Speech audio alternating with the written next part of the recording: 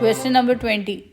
In order to prevent non-native fish species from moving freely between the Mediterranean and Red Seas, marine biologist Bella Galil has proposed that a saline lock system be installed along the Suez Canal in Egypt's Great Bitter Lakes.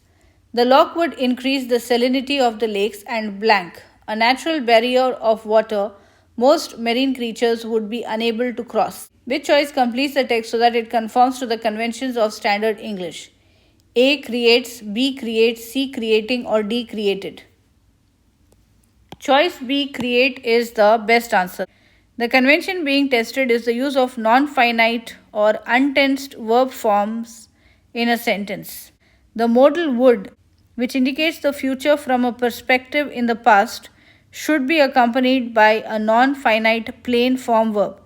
In this choice, the non-finite plain form verb create is correctly used in conjunction with the non-finite plain form verb increase to describe what the lock would do.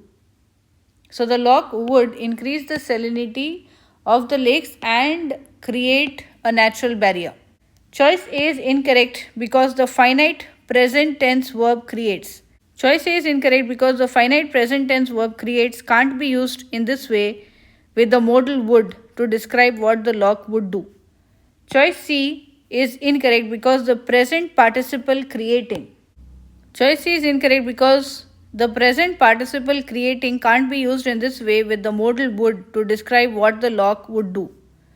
Choice D is incorrect because the finite past tense verb created can't be used in this way with the modal would to describe what the lock would do. So I hope that's clear.